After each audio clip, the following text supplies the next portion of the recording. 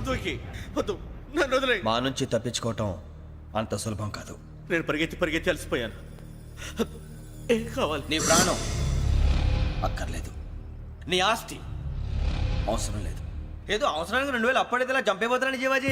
ఆయన అప్పు తీసుకున్న తప్పించుకుని తిరగాలి కానీ ఆపేసి మీకు అక్కడ పెట్టండి. కొత్త అప్పు ఇవ్వకూడదని. ఇదిగో వెంకీ, కావాలంటే నీకు ఇచ్చిన పాత బాకీ మర్చిపోతాను, నన్ను వదిలే. మీరు మమ్మల్ని వదిలినా మేము మిమ్మల్ని వదలలేమండి. మీ దగ్గర అప్పు తీసుకున్న నిజం మమ్మల్ని నీలా వెంటాడు. అందుకు నన్ను ఎంత ఆడుతున్నారా? నన్ను అంతగా నాయపసలేదు. ఉండి లేదంటే మొత్తం లేకుండా పోతారు. ఇప్పుడు మీకు ఇస్తే జరిగేది అదే. ఇస్తే ఇవ్వండి, లేకపోతే మానేయండి, అంతేగాని శుక్రవారం పూట అశుభ మాటలు మాత్రం ఆడకండి. శుక్రవారం లేదు, శనివారం లేదు, అసలు వడ్డీ వ్యాపారం చేయడం లేదా? జీవాజీ, డిస్కషన్స్ అనవసరం. ఇప్పటికి 18,000 ఇచ్చారు, ఇంకో 2,000 ఇస్తే 20,000 రౌండ్ ఫిగర్ అవుతుంది. 2 రోజులు తిరిగి ఇచ్చేస్తాం. వీళ్ళకి ఇప్పుడు దాకా ఇచ్చింది 14,000 కదా, 18,000 అంటాడేమిటి పెచ్చనాయాలు?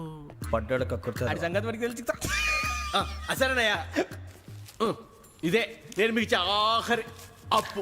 మీరు ఇచ్చిన ప్రతిసారి ఇలాగే అంటారు. ఇతనే వచ్చిందని తగలేయకుండా ఊరికే వచ్చింది ఏంటి? అబ్బాయి ఏం లేదండి, జాగ్రత్తగా ఉపయోగించి పైకి రావాలయ్యా. సరే, ఈ 2,000తో 20,000 సంపాదిస్తారు. అదే కూర్చొని ఆలోచిస్తాం.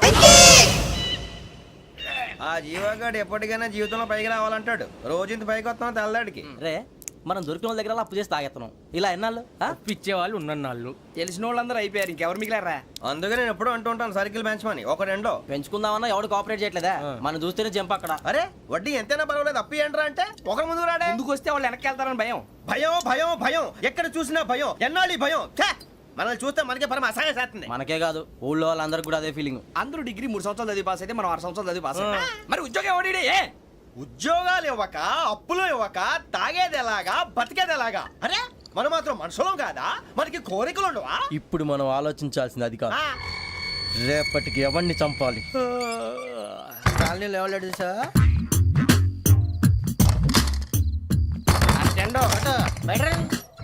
నువ్వా వెంకీ? ఏంటి వెంకీ ఈ టైంలో వచ్చా? నీతో మాడే పని ఉంది, దా చెప్తా. ఏ బాగా నిద్రొస్తుందా? సరిగానే రే, నువ్వు మమ్మల్ని చూసే తలిపేసావా? మామూలుగానే వేసాను. మామూలుగా వేసేవాడివి. మేము రావడానికి 1 నిమిషం ముందో, మేము వెళ్ళాక 1 నిమిషం తర్వాత వేయాలి కానీ బిలాల్ రాజా, నాకు నిద్ర వచ్చి పడుకుందామని తలుపేసుకున్నాను. అయినా నా ఇంటి తలుపులు నేను అడిగేసుకోవాలంటే తప్పు చేసిన కాక ఇంకా గేర్ సమాధానం చెప్తావా? మీ ఇంట్లో పెళ్లిడికి వచ్చిన ఆడపిల్లలు ఎదురున్నారు. ఇదిగో అమ్మాయిలు, మీతో ఎప్పుడైనా యథాశాలు వేసానా? విన్నారా? అడుగు తలుపులు వేసావు. అనవసరంగా గొడవ ఎందుకు? ఇక్కడి నుంచి వెళ్ళండి. గొడవ? మీ ఇంటి మీద పడి ఎప్పుడైనా గొడవ చేశానా బినిగారు? లేదు బాబు. విన్నారా? చెప్పు, మమ్మల్ని చూసి తలుపులు ఎందుకు వేసుకున్నావు? అరే మాకు అప్పించిన వాళ్ళు కూడా మమ్మల్ని చూసి ఎప్పుడు తలుపులు వేసుకోలేదు. ఏం చేయాలి? మరి నువ్వు ఎందుకు వేసుకున్నావు? బాబు టప్ అయిపోయింది, బుద్ధి తక్కువ వేసాను చాలా. అంటే మా మొఖాల మీద తలుపులు వేసామని ఒప్పేసుకుంటున్నావు? ఒప్పుకుంటున్నాను. సరే ఇప్పుడు చెప్పు, మా మొఖాల మీద తలుపులు వేసేంత తప్పు మేము ఏం చేసామరా? బాబు తప్పైపోయిందని అంటున్నారు కదా, వదిలేయండి బాబు. అదే తప్పు మేము చేసి మమ్మల్ని వదిలేయమంటే మీరు వదిలేస్తారా బినిగారు? తప్పని ఒప్పుకుంటున్నాడు కదా అయ్యా. ఇప్పుడు టైం 11 అయింది, వెళ్ళి పడుకోండి. 11 అయిందా? కొమ్ము ఉంచాడు కదా. నాకు సంబంధం ఏంటి? ఉంది, సంబంధం ఉంది. 11 గంటలకి నా క్లోజ్ ఫ్రెండ్ ఢిల్లీ వెళ్తున్నాడు. 5,000 అప్పిస్తానని ఎయిర్పోర్ట్ రమ్మని చెప్పాడు. నీ గొడవలో పడి ఆ సంగతే మర్చిపోయాను. ఇప్పుడు నాకు జరిగిన నష్టానికి భర్తీ ఎవరు చేస్తారు? మీరా మీరా మీరా? ఎవడు పడితే ఎందుకు చేస్తాడా భర్తీ? భలే వాడి నువ్వు. తప్పు ఎవడు చేసినా వాడు చేస్తాడు. దానికి కారణం ఈ 10 మనిషే కదా. వాడే చేస్తాడు.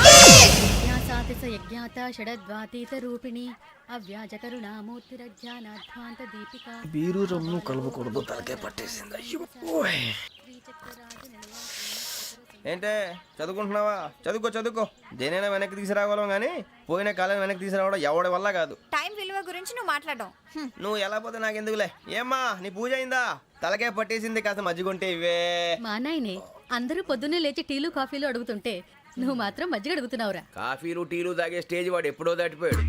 రాత్రి తాగింది దిగాలంటే మజ్జిగే తాగాలి. నువ్వు తల దించుకోవడం ఎందుకురా? నీలాంటి యదవనగానందుకు నేనే దించుకోవాలి తల. రాత్రి సుబ్బారావు గారి ఇంటి మీద గొడవకి వెళ్ళేవంటగా. అలా చెప్పాడు మీకు? ఏ మళ్ళీ గొడవ కెడతావా? నీ దెబ్బకు భయపడి రాత్రి తలుపులు తీసి పడుకున్నారంట. తెల్లారగా టైంట్లో దొంగలు పడ్డారు. ఆడింట్లో ఉందిలేండి, పట్టుకుపోవడానికి అక్కడ కూతురు తప్ప. ఎన్నాళ్ళు ఇలా బేవర్స్గా తిరుగుతావురా? ఇన్నాళ్ళని ఏం ఫిక్స్ అవ్వలేదండి. చిచి నాన్న, అమ్మా, కంబైన్ స్టైల్స్ కి ఫ్రెండ్స్ ఇంటికి పిలుద్దాం అంటే వీడికి భయపడి ఎవరు రావడం లేదు. నేనే చేశానే. వాళ్ళ వంక అదోలా చూస్తున్నావంట. గొప్ప ఫిగర్లని అదోలా చూస్తాను, ఏదో మోహాలు వేసుకొని. చదిగా ఆ గొంతు ఆ వాలకం చూడలేకపోతున్నాను రా బాబు. చిన్నప్పుడు వచ్చి నా అలాగే ఉన్నావు, తెగ ముడిచిపోయారు. ఇప్పుడు నచ్చట్లేదు నాన్నగారు మీకు? నేను యదవలతో డిస్కస్ చేయను. నేను చేస్తాను. మీరు చెప్పదలుచుకుంది ఏమిటో చెప్పండి. ఇంక చెప్పేదే ఉంది.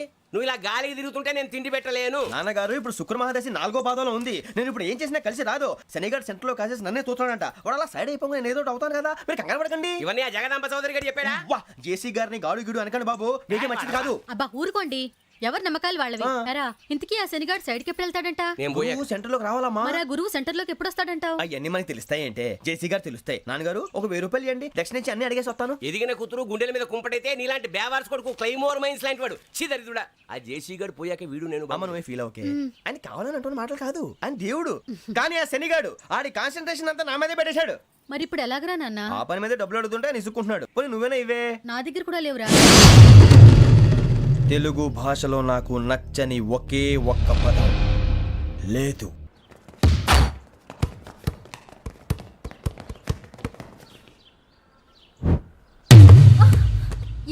అరే సోరే బాల్ తీసుకురారా.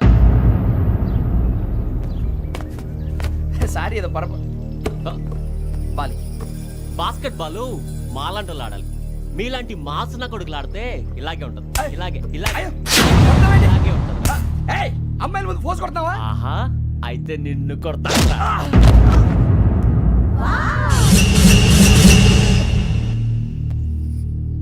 వాడు అమ్మాయిలు ఉన్నారని చూడరా ఎరా రెచ్చిపోతున్నాడు.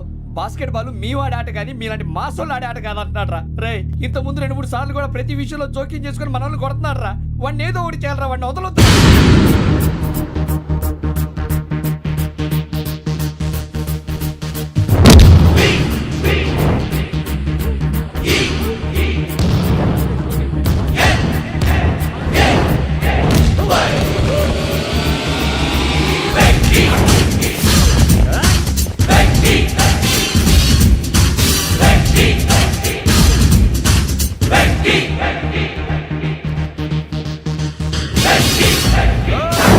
ఆడపిల్లలంటే ఎవరికైనా దెబ్బ తగిలితే అయ్యో అంటారు, మీకేమో ఎవరైనా కొడితే కామెడీ.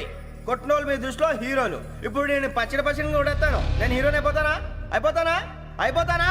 ఏంట్రా రెచ్చిపోతున్నావు? మాకు ఛాన్స్ ఇవ్వా? అసలు వచ్చిందే నీకోసం. మా ఓటు బ్యాక్గ్రౌండ్ తెలియక ఆడమే చేసావు. ఇప్పుడు నీకు అప్పుడు అయిపోతున్నా రే. వాడి బ్యాక్గ్రౌండ్ సరే, అసలు నీ బ్యాక్గ్రౌండ్ ఏంట్రా? నాకు సెపరేట్ బ్యాక్గ్రౌండ్ అంటూ ఏం లేదురా. నేను ఎక్కడ నిలబెడితే అదే నా గ్రౌండ్. అంత పుడింగువా? తెల్దా?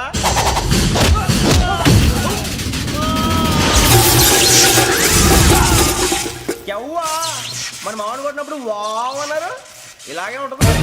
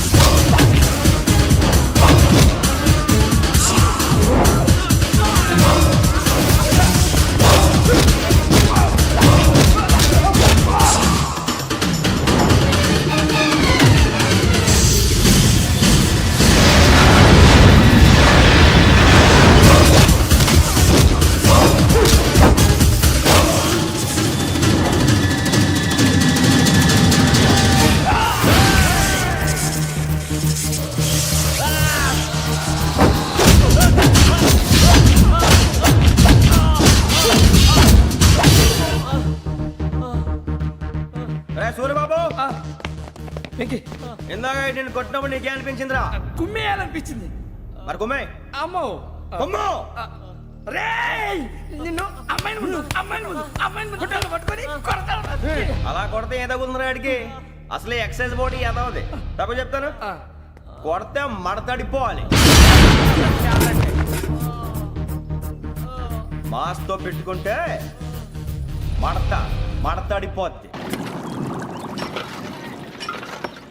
ప్రపంచంలో ప్రతి వాడు ఏదో పని చేసుకుంటున్నాడు, మనం తప్ప. మా కాంట్రాక్టర్ తో చెప్పి పని ఏదైనా ఇప్పించరా? ఎలాంటి పనులు మేము చేయం. డిగ్రీలు బిఏ, నేను ఎంఏ.